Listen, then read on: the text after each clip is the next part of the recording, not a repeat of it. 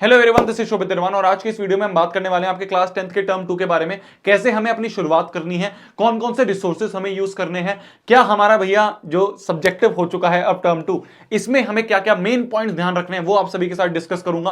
क्या भैया जो हमारा टाइम टेबल है, क्या हमारा स्केड्यूल होना चाहिए जिससे कि हम बहुत जल्दी अपना सिलेबस कंप्लीट कर लें और हमें बाद में रिवीजन के लिए एक सफिशिएंट अमाउंट ऑफ टाइम मिल जाए। शुरुआत करते हैं यार। सबसे पहले एक चीज आप सभी के साथ डिस्कस करना चाहूंगा। काफी मेजॉरिटी बच्चों का टर्म 1 थोड़ा सा लो गया है, ठीक है। काफी बच्चों का अच्छा भी गया है, बट मेजॉरिटी ऐसे बच्चे हैं जिनका टर्म 1 थोड़ा सा डाउन गया है। देखो यार, मैंने पहले भी ये चीज डिस्कस करी थी, आज भी मैं वही चीज बोल रहा हूं और मैं आज से 2 साल बाद 10 साल बाद भी यही चीज बोलूंगा। फर्क नहीं पड़ता तुम्हारे 20 आ रहे हैं, 25 आ रहे हैं, 30 आ रहे हैं, 35 आ रहे हैं। मेन चीज ये फर्क पड़ता है क्या तुमने उससे कुछ चीज सीखी, तुम्हारे कम नंबर आए। होता क्या है कि हमें फेलियर हो गया, हम रोने बैठ गए कि यार भैया इतने कम नंबर आ गए, ये चीज हो गया, ये चीज हो गया। बट एक स्मार्ट बंदा वो रहेगा जो कि ये देखे कि यार मेरे से क्या गलती रह गई। मैं ये मानता हूं बिल्कुल कहीं ना कहीं सीबीएसई की थोड़ी सी गलतियां हैं, थोड़ा सा टफ पेपर भी आया है हमारा, बट कहीं ना कहीं थोड़ी सी गलती शायद हमारी भी रह गई है। क्या पता हमने थोड़े से कम सैंपल पेपर लगाए हो, क्या पता हमने थोड़ी सी कम रिवीजन करी हो, क्या पता हमने भाई सोने में ज्यादा टाइम बिता दिया हो, फोन गेम वगैरह इन सब में टाइम बिता दिया हो सकती हैं ऐसी गलतियां। तो वो गलतियां एक बार सामने लिख लेना और उसको ना रिपीट मत करना अपने टर्म 2 में। अगर तुमने इतना कर लिया तो मेरी जान तुम बहुत अच्छा कर दोगे अपने टर्म 2 में। सबसे पहला ये आपका स्टेप रहेगा। दूसरी चीज देखो, आप सभी को ना जो आपका बैच है ना, जो इस साल ऑब्जेक्टिव दे रहा है, इसकी मैं बहुत ज्यादा रिस्पेक्ट करता हूं, क्योंकि तुमने एक बहुत बड़ी चीज हासिल कर ली है जो कि बच्चे 11वीं में जाके समझते हैं। क्या चीज है भैया?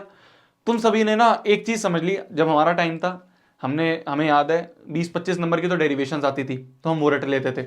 फिर क्या होता था कि भाई ट्रिग्नोमेट्री है, ट्रिग्नोमेट्री में ये सारे प्रूफ हैं, इनमें से ही कोई आना है तो इसको भी रट लेते हैं, वहां से कुछ नंबर आ गए। फिर भाई और डेरिवेशंस हैं, डेफिनेशंस हैं, उनको रट लो, वहां से नंबर आ जाएंगे। तो वो कर करके ना काफी नंबर हम रट रट के ले आते थे। तुम सभी ने एक चीज सीख ली कि भाई देखो, रटने से कुछ नहीं होने वाला। अगर हम रट के जाएंगे तो हम वहां पे सवाल नहीं ला पाएंगे। अगर कोई नया सवाल आया, अगर नया सवाल करना है तो तुम्हें डीप उसके कॉन्सेप्ट में जाना पड़ेगा। ये चीज तुम्हारे बैच ने बहुत अच्छी तरह समझ ली है।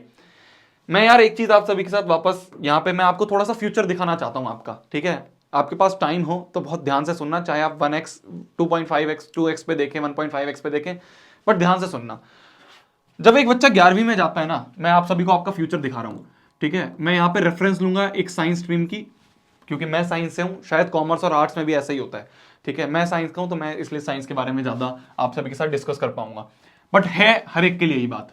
जब आप 11वीं में जाते हो ना, तो आज मान लो आपके मैथ्स में एक चैप्टर में आप अराउंड 40 से 50 क्वेश्चन करते होंगे। वहीं अगर मैं बात करूं, जब आप, ये 10th की बात मैं कर रहा हूं, जब आप 11th में जाओगे ना, तो आपके मात्र एक मैथ्स के एक चैप्टर में आप 500 से 600 क्वेश्चन कर रहे होगे। ये मैं मिनिमम बोल रहा हूं, ठीक है। आप कहीं कोचिंग में जाओगे, जेईई नीट वाली या फिर जो भी बच्चे हैं, 500 से 600 क्वेश्चन आप एक चैप्टर में कर रहे होगे। यहां पे क्या होता है कि हमें कुछ ना कुछ क्वेश्चंस याद रह जाते हैं कि भाई ये तो एनसीईआरटी का क्वेश्चन है, ये तो आरडी का क्वेश्चन है, ये तो आरएस का क्वेश्चन है, ये तो मैंने क्वेश्चन बैंक में देखा था। बट जब आप एक चैप्टर के इतने सारे क्वेश्चन कर रहे होते हो ना, तो आपको नहीं पता होता कि भाई ये एनसीईआरटी का क्वेश्चन है, ये आरडी का क्वेश्चन है, आरएस का क्वेश्चन है। तो जब आप एग्जाम देने जाते हो, 11वीं में काफी सारे टेस्ट होते हैं जो आप कोचिंग वाले लेते हैं। तो उस एग्जाम में क्या होता है कि क्वेश्चन आया, हमें नहीं पता ये कहां का क्वेश्चन है, हमारे लिए नया क्वेश्चन है। जब आप एग्जाम देने जाते हो, आपके लिए हर एक क्वेश्चन एक नया क्वेश्चन होता है। शायद आपने सेम ऐसा ही इस साल भी देखा है। आपने इस साल सब्जेक्टिव की तरह ही तैयारी करी है, आपको नहीं पता था क्या क्वेश्चन आने वाला है। आप गए पेपर में, आपने पेपर खोला, आपके सामने एक प्रश्न आया, आपके लिए वो नया प्रश्न है, आपको नहीं पता क्या वो प्रश्न एनसीईआरटी का है, आरडी का है, आरएस का है। हुआ है ऐसा?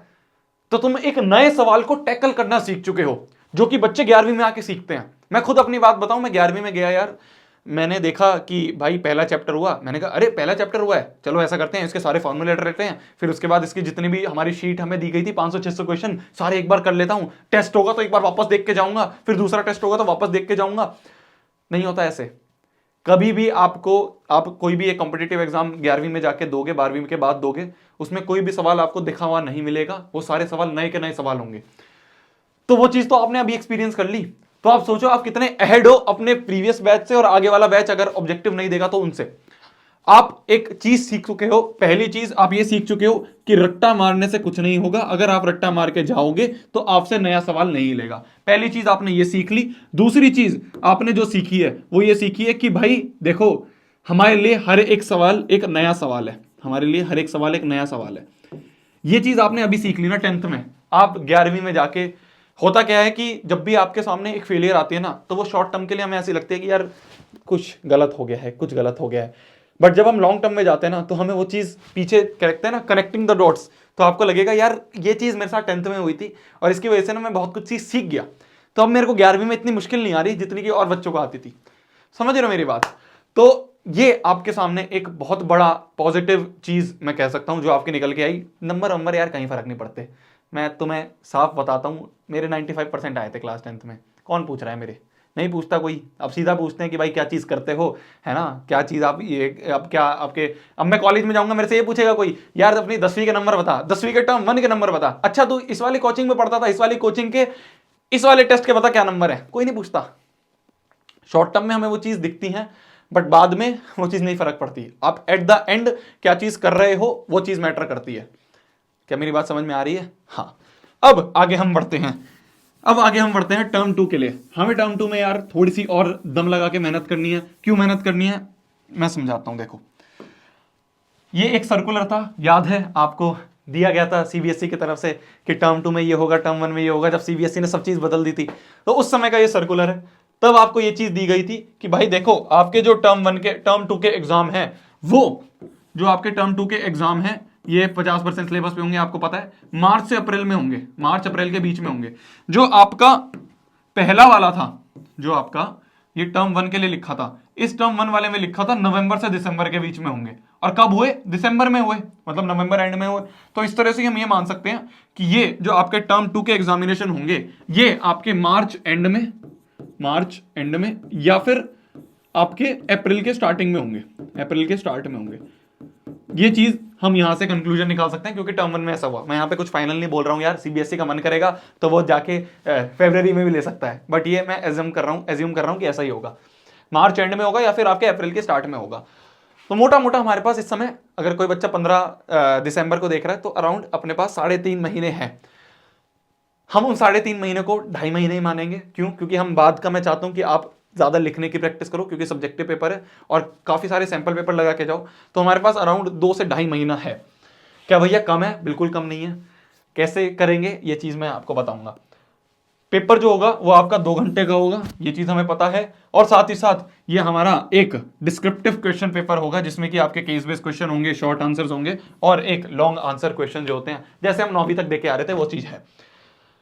अगर एक चीज आपको यहां पे ये बताई गई है सीबीएसई ने, ये मैंने नहीं बताई, ये सीबीएसई ने ही बताई थी अपने सर्कुलर में, शायद आप सभी को याद हो, कि भाई देखो, अगर कोविड की सिचुएशन डाउन रही, मतलब कि जैसी अभी थी, जो आपके टर्म होने वैसी रही, तो आपका जो पेपर होगा वो एक डिस्क्रिप्टिव पेपर होगा। डिस्क्रिप्टिव मतलब ये मान सकता हूं मैं, एक सब्जेक्टिव पेपर होगा। ठीक है, आपका सब्जेक्टिव पेपर होगा 50% सिलेबस के साथ। ये हुआ अगर कोविड की सिचुएशन डाउन रही। अगर कोविड की सिचुएशन ऐसी रही कि भाई उन्होंने ये चीज साफ लिखी है यहाँ पे कि अगर situation not conducive for normal descriptive examination, अगर सिचुएशन ऐसी रही कि आपको ये डिस्क्रिप्टिव वाला या फिर सब्जेक्टिव वाला नहीं ले पाएंगे, अगर कोविड की सिचुएशन थोड़ी सी इंक्रीज हो गई, मैं इसको थोड़ा सा स्टेगनेंट रखूंगा कि बैलेंस में है, तो उस समय ये कह रहे हैं कि आपका ऑब्जेक्टिव पेपर लेंगे, वही आपका जो कि 90 मिनट्स एमसीक्यू क्वेश्चन पेपर होता था, वो यहाँ पे लिखा गया है। ठीक है, 90 मिनट एमसीक्यू बेस्ड होगा, जैसे आपका टर्म 1 में हुआ। ये उन्होंने बोला अगर कोविड की सिचुएशन बीच में रही, अगर कोविड की सिचुएशन बहुत ज्यादा बढ़ गई और भाई सारे स्कूल्स बंद हो गए, सब चीज बंद हो गई, तो वो टर्म 1 के ही जो मार्क्स हैं उनको कुछ डबल वबल करके या जो भी करके वो चीज यहाँ पे करेंगे। ना मैं ये बता सकता हूं, ना सरकार ये बता सकती है, ना तुम ये बता सकते हो कि कोविड की सिचुएशन उस समय क्या रहेगी। इसको तो हम बिल्कुल हटा देते हैं, क्योंकि इसके बारे में तो हम बात ही नहीं करेंगे। अगर ये रही तो ठीक है भाई, टर्म 1 के नंबर जुड़ेंगे, जो भी होगा। तो इसको तो मैं साइड में हटा देता हूं। हमारे सामने ये दो है कि एक भाई डाउन रही तो सब्जेक्टिव होगा, अगर थोड़ी सी बढ़ गई तो ये ऑब्जेक्टिव लेंगे। तो एक चीज यहां से ये निष्कर्ष निकलता है कि हमें तैयारी करनी पड़ेगी दोनों के हिसाब से। हमें नहीं पता, ये चीज हमें जाके पता चलेगी फरवरी के एंड या फिर फरवरी के मिड में जाके कि भाई कोविड की सिचुएशन उस समय क्या है। तो इसीलिए मैं ये कहूंगा, उस समय का वेट तो नहीं करेंगे कि भाई फरवरी में जाके पता चलेगा तभी पढ़ना स्टार्ट करेंगे, तब तो 10-15 दिन रहेंगे, जब क्या करोगे। तो इसीलिए मैं ये कहूंगा कि हमें दोनों की तरह से पढ़ना है। क्या दोनों पढ़ने के लिए भैया कुछ ज़्यादा टाइम लगेगा, कुछ लगेगा? कुछ नहीं। तुमने ऑब्जेक्टिव के लिए पढ़ लिया, ऑब्जेक्टिव एक पहाड़ था वो पढ़ लिया, तो तुम अब तो तुम्हें एक चट्टान कर रही है बस पार, तो वो तो तुम कर ही लोगे। तो ये चीज़ें हमें ध्यान रखनी है कि भाई हम दोनों तरीके से पढ़ेंगे। अब अगर मैं बात करूं दूसरी चीज़ की, तो वो है सिलेबस। भैया सिलेबस कहाँ से मिलेगा? जो आपका टर्म 2 का है, इस वीडियो में मैंने बताया था, आपका टर्म 1 का बता दिया था, जो भी डिलीट वगैरह हुआ था वो, और टर्म 2 इस वीडियो के अगर आप डिस्क्रिप्शन में जाओगे, ये वीडियो, इस वीडियो के अगर आप डिस्क्रिप्शन में जाओगे तो आपको मिल जाएगा। ये मैंने साइंस की पीडीएफ बनाई थी, इस साइंस की पीडीएफ में टर्म 1 का तो दिया ही था, ये रहा टर्म 2 का। तो आपको ऐसे टर्म 2 का मिल जाएगा। चैप्टर नंबर 4 है कार्बन कंपाउंड्स, इसमें पूरा का पूरा ये सब डिलीटेड है। एक चीज मैंने यहाँ पे टिप ये लिखी थी कि अगर आप साइंस स्ट्रीम में इंटरेस्टेड हो क्लास 11th में जाने के लिए, तो ये मत छोड़ना, ये कर लेना, क्योंकि ये इंपॉर्टेंट है। ठीक है, ये मेरे को पता है, मैंने करी थी तो इसलिए मैंने आपको बता दिया। दूसरा, आपका पीरियोडिक में कोई रिडक्शन नहीं है, ऑर्गेनिज्म रिप्रोड्यूस में कोई नहीं है, हेरिडिटी में सिर्फ एवोल्यूशन वाला पार्ट उड़ा दिया है इन्होंने। नहीं, हाँ एवोल्यूशन जो भी लाल से लिखा है वो डिलीटेड है। इलेक्ट्रिसिटी में ये चीज उड़ा दी है, मैग्नेटिक इफेक्ट्स में ये लाल वाला उड़ा दिया है। तो इसी तरह से आपका साइंस हो गया, मैथ्स में भी इस तरह से मैंने बना रखा है, आपका एसएसटी में भी मैंने इस तरह से बना रखा है, आपका इंग्लिश में भी है, और हिंदी या फिर संस्कृत आप जो करते हो उसका तो सीबीएसई ने एक पीडीएफ दी थी, वहां से आप ले सकते हो। तो ये मोटा मोटा मैंने आपको बताया कि ये सिलेबस है, तो हमें सिलेबस पता चल चुका है। तो ये हमारे चैप्टर्स हैं जो कि हमें ध्यान में रखने हैं। चैप्टर्स इन टर्म 2, मैंने ये देखा कि मैथ्स में आपके 7 चैप्टर आ रहे होंगे, फिर उसके बाद आपके साइंस में 6 चैप्टर आ रहे होंगे, 7 6 एसएसटी में अराउंड 8 चैप्टर्स हैं, इंग्लिश में अराउंड 11 हैं, फिर आप यहाँ पे भी लिख सकते हो मोटा मोटा 7 से 8 चैप्टर्स हैं। तो इसी तरीके से हिंदी संस्कृत जो भी आपकी है वो आप यहाँ से लिख सकते हो। तो मैं एवरेज मान लेता हूँ 7 से 8 चैप्टर आपके यहाँ पे भी होंगे, तो मोटे मोटे 40 चैप्टर्स आपके सामने रखे होंगे। और कितने दिन है हमारे पास? हमारे पास दिन है अराउंड 2 महीना, 2 से 2.5 महीना मान सकते हैं। तो हमारे पास कितना टाइम हो गया? 60, या फिर और आगे बढ़ा दो तो मैं 70 दिन हमारे पास है, और हमें 40 चैप्टर करने हैं। क्या भैया हम कर पाएंगे? टर्म 1 में तुमने घिसा था ना, जिन्होंने लास्ट में नहीं करा था, लास्ट में जल्दी जल्दी वन शॉट वीडियोस देख के ये सब करके करा था ना, तो कर लोगे। मैं मेन चीज ये बताना चाहता हूं कि हमारी डेडलाइन रहेगी 28 फरवरी 2022, मतलब कि हमें 28 फरवरी तक अपना सारा का सारा सिलेबस कंप्लीट करना है, जिससे कि हमारे पास मार्च का जो टाइम है वो आपके प्री बोर्ड्स वगैरह होते हैं उसमें चले जाएगा। फिर उसके बाद आपको सैंपल पेपर्स लगाने हैं, ये सब करने हैं, इन सब में टाइम है। तो मेरी डेडलाइन ये रहेगी कि आप 28 फरवरी तक अपना सारा का सारा सिलेबस कंप्लीट कर लो। ठीक है, यहाँ पे अगर मैं देखूं तो ये मोटे मोटे बड़े चैप्टर्स हैं जिनमें आपका ज्यादा टाइम लगेगा। आपके इंग्लिश में आपको ज्यादा टाइम नहीं लगने वाला है। मैं ये इंसिस्ट करूंगा कि इंग्लिश अभी से पढ़नी शुरू कर देना, क्योंकि इंग्लिश का पेपर टफ आया था टर्म 1 में। ठीक है, तो हमें रिस्क नहीं लेना है बिल्कुल भी। फिर उसके बाद आपकी हिंदी संस्कृत में भी आपको ज्यादा टाइम नहीं लगेगा, तो इसमें थोड़ा सा कम टाइम लगता है रिलेटिवली, इसमें आपको ज्यादा टाइम लगेगा। भैया कितने घंटे हमें पढ़ना है? सबसे पहला क्वेश्चन ये आता है। देखो बहुत टाइम है हमारे पास, तो मैं ये नहीं कहूंगा कि 10 घंटे 12 घंटे, वो मैंने उस समय बोला था टर्म 1 के टाइम पे, क्योंकि उस समय हमारे पास कम टाइम था। अब मैंने इसलिए बोल रहा हूं टाइम हमारे पास खूब है। आप 4 से 5 घंटे भी अगर दिन के निकाल लो, मिनिमम 4 घंटे भी आप अगर दिन के निकाल लोगे, आप बहुत आराम से कर लोगे। भैया हमारे तो स्कूल भी होते हैं, दो बिल्कुल स्कूल को 7-8 घंटे दो, कुछ दिन बीच में छुट्टी ले लो। 100% अटेंडेंस का मेडल तो नहीं लेके जाना है हमें, तो बीच में कुछ दिन छुट्टी ले लेना। सैटरडे संडे छुट्टी होती है, शायद संडे को होती है, सिर्फ सैटरडे तो हमारे कॉलेज में होती है। संडे को आपकी छुट्टी होती है, फिर बीच बीच में आप कुछ छुट्टियां ले लोगे, तो आपको काफ़ी टाइम मिल जाएगा। ठीक है, ट्यूशन वगैरह आप लेते हो कहीं पे भी या जो भी करते हो, वहाँ से भी टाइम निकाल के 8 घंटे आप सो लो आराम से, 7-8 घंटे। मैं ये भी नहीं कह रहा कि आपको सोना कम करना है। फिर उसके बाद आपका जो टाइम बचा है वो वहाँ पे आप स्कूल वगैरह में दो, थोड़ा बहुत कोचिंग वगैरह में दो। जब भी आपके 24 में से 20 घंटे अगर यहाँ पे चले गए ना, जब भी 4 घंटे बचते हैं, तो वो 4 घंटे देना दम लगा के। ठीक है, मेरे एक टीचर थे, उन्होंने एक चीज बोली थी, जब आप खेलने जा रहे हो तो उस समय सिर्फ खेलो, और ऐसा खेलो दम लगा के। उस समय दिमाग में ये नहीं रहना चाहिए कि यार मेरा वो चैप्टर बचा हुआ है। उस समय ये नहीं कि भाई हम विकेट कीपिंग कर रहे हैं और सामने बैट्समैन खड़ा है और हम बैट्समैन को बोल रहे हैं यार मेरा ना यार एसएसटी का चैप्टर नंबर 3 रह रहा है और वो कल वहां पे चेक होना है। तो बैट्समैन कहेगा भाई तू ऐसा कर, तू जाके ना विकेट कीपिंग छोड़, पहले वो चैप्टर कंप्लीट कर। तो इसलिए जो टाइम पे जो चीज कर रहे हो उसमें पूरा इंजॉय करके करो यार, तभी लाइफ का मजा है। ठीक है, ये मैं चीज़ तुम्हें आगे के लिए भी बता रहा हूँ। जो चीज़ जिस समय पे कर रहे हो उसको उस टाइम पूरा दिमाग लगा के, पूरा ध्यान लगा के वहां करो। खेलने जा रहे हो, पबजी खेल रहे हो, गेम खेल रहे हो, उसको पूरा दम लगा के खेलो, उसमें भी महारत हासिल करो। ठीक है, मेरी बात समझ में आई? मैं प्रमोट नहीं कर रहा हूँ, बट मैं फील देना चाह रहा हूँ कि आप पढ़ाई करोगे 4 घंटे दिन के, तो वो 4 घंटे सिर्फ पढ़ाई करनी है, रूम बंद कर लेना है, पूरा डेडिकेशन के साथ आपको एक एक चीज़ ध्यान में रखनी है। भैया क्या स्केड्यूल रहना चाहिए और क्या क्या रिसोर्सेज होने चाहिए, इस पर हम बात कर लेते हैं। हम यहाँ पे देखो, सबसे पहली चीज आपके मान लो आप 4 घंटे दे रहे हो, ठीक है, 5 घंटे दे रहे हो, तो आपके 2 घंटे और 2 घंटे, इस तरह से 2 स्लॉट बनने चाहिए। अगर आप यहाँ पे 6 घंटे दे रहे हो तो ये 2 की जगह 3 हो जाएगा, यहाँ पे भी 2 की जगह 3 हो जाएगा। एक दिन में सबसे पहले आपको क्या करना है कि आपका जो सिलेबस है उसको सामने लिख लेना है। मैंने आपको सिलेबस ऑलरेडी दे रखा है, तो उसके ऐसे लिख लो कि भाई एसएसटी का आपने लिख लिया, एसएसटी करके यहाँ पे मान लो आपके एक चैप्टर लिख दिया, फिर दूसरा चैप्टर लिख दिया, तीसरा चैप्टर लिख दिया, चौथा चैप्टर लिख दिया।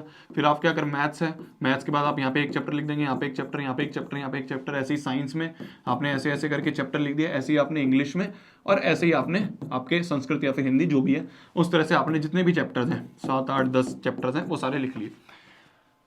फिर हमें क्या करना है कि भाई अब आता है हमारा डे 1, ठीक है। आप मान लो कल से शुरुआत कर रहे हो या फिर आज से ही शुरुआत कर रहे हो, तो आप दिन के अराउंड 3 घंटे और 3 घंटे 2 स्लॉट्स आप दे रहे हो। तो पहले स्लॉट में यहां का कोई एक चैप्टर उठा लिया, दूसरे स्लॉट में यहां का कोई एक चैप्टर उठा लिया, जो आपका मन करे वो उठाओ। कभी भी पहले प्री प्लान मत रखो कि मेरे को इस दिन पे ये चैप्टर करना है, ये करना है, नहीं हो पाएगा। क्या पता उस दिन आपका मूड ही ना हो, आपने इंग्लिश लिख रखा है, आपका मूड है साइंस पढ़ने का।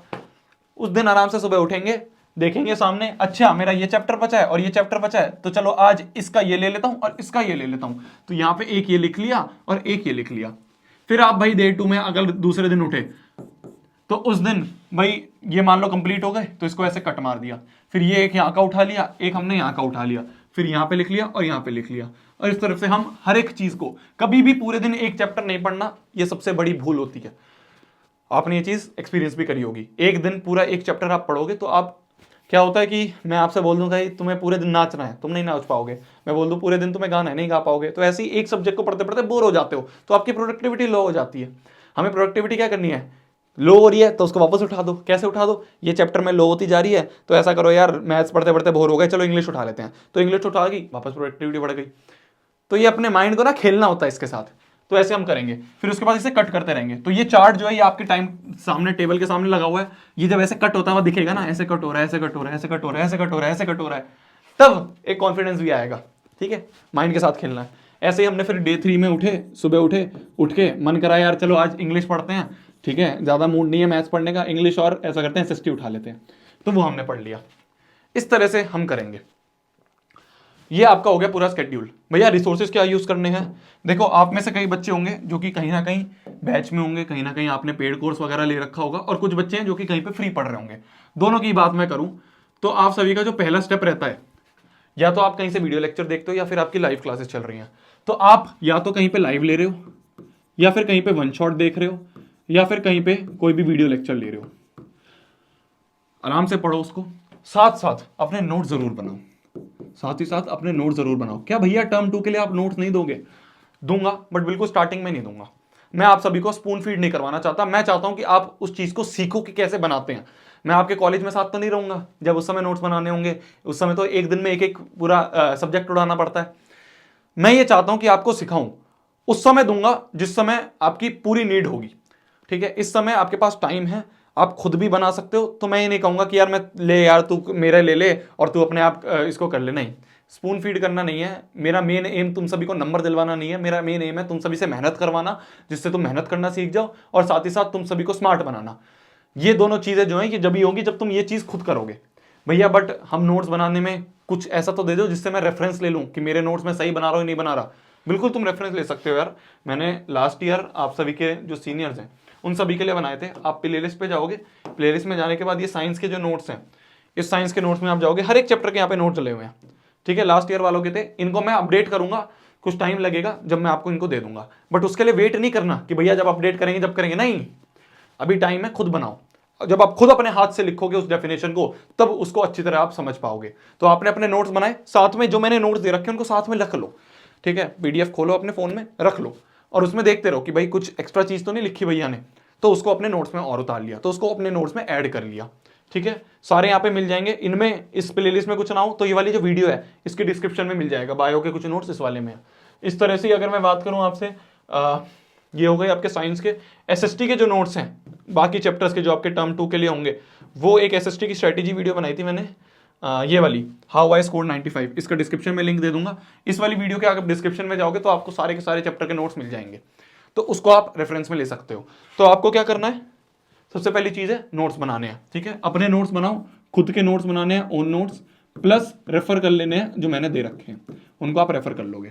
ये आपका सबसे पहला काम होगा। खूब दम लगा के बनाओ नोट्स, अच्छे नोट्स बनाओ, ठीक है, आपको समझ में आने चाहिए, बस इतना बात हमें ध्यान रखनी है। दूसरा काम क्या रहेगा हमारा? दूसरा काम हमारा ये रहेगा कि हमें आपकी जो एनसीईआरटी है, ये मैं साइंस एसएसटी के लिए बता रहा हूँ, जो आपकी एनसीईआरटी है उसके सारे जितने भी बैक एक्सरसाइज क्वेश्चंस हैं वो हमें करने हैं। बैक एक्सरसाइज क्वेश्चन जो आपके बीच में एनसीईआरटी के अंदर आते हैं, इन टेक्स्ट क्वेश्चंस, वो सारे हमें कर लेने हैं। हमें एक्टिविटीज इस बार भी करनी है क्योंकि हमें नहीं पता, क्या पता वो ऑब्जेक्टिव पेपर कर दे।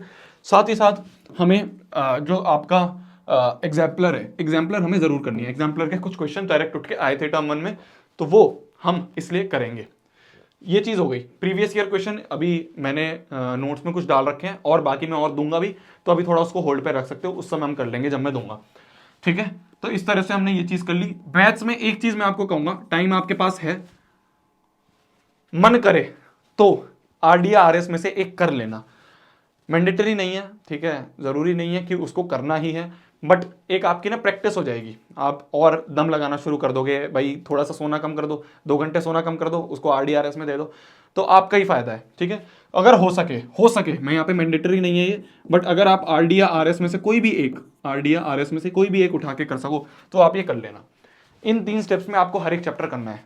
पहला चैप्टर उठाया, उसके भाई साथ साथ में जो आपके 1 शॉट वीडियोस है लाइव है या जहाँ से भी आप देख रहे हो, नोट्स बनाते रहे, अपने बनाए, साथ में मेरे रेफर कर लिए, फिर उसके सारी एनसीईआरटी कर ली, आपने एग्जाम्पलर कर लिया, एग्जाम्पलर कर ली, फिर उसके बाद आपने आरडीआरएस कर ली अगर आपका मन करे तो।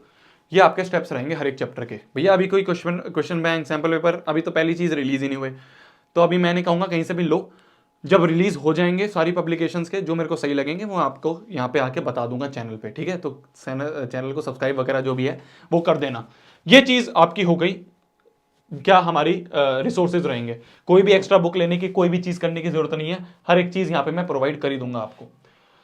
कुछ एडिशनल टिप्स सब्जेक्टिव पेपर के लिए, सबसे पहला हैंड राइटिंग पे थोड़ा सा ध्यान देना शुरू कर दो, ठीक है। अब ऐसा नहीं है कि रफ पेपर आपको मिलेगा, तो खूब हैंड राइटिंग में जितना हो सके लिखने की प्रैक्टिस करना। हमें पेपर ऐसा नहीं है कि गंदा लिख के आना है, वहाँ पे हमें सब्जेक्टिव में अच्छा राइटिंग में लिख के आना है, एक लाइन में आपके 8-10 वर्ड्स आए, इस तरह से आप अपनी हैंड राइटिंग को साथ साथ में थोड़ा थोड़ा इंप्रूव करते हैं ना। ये तो आपको पता ही है, ठीक है, 9वीं तक दिया है तो इतनी बड़ी बात नहीं है। डेरिवेशंस और प्रूफ पे थोड़ा ज़्यादा हमें ध्यान देना है क्योंकि ये इस साल आ सकते हैं, तो ये हमें समझना है, रटना मत, ठीक है। तुम्हें पता है रटने से कुछ नहीं होगा, तो रटना मत, ये हमें करना है। साथ ही साथ हमें टाइम मैनेजमेंट सीखना है, ये अभी नहीं होगा, ये जब सैंपल पेपर आ जाएंगे उस समय हम कर लेंगे। ये चीज़ें आपको ध्यान रखनी है आपके टर्म 1 के लिए।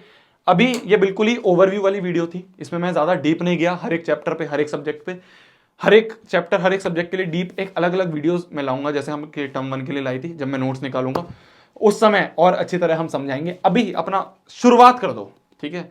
जितनी जल्दी शुरुआत करोगे उतनी ज़्यादा फायदा होगा, जितनी लेट स्टार्ट करोगे उतना ज़्यादा टेंशन होगी, तो जितना जल्दी हम स्टार्ट कर देंगे उतना ज़्यादा हमारा फायदा रहेगा।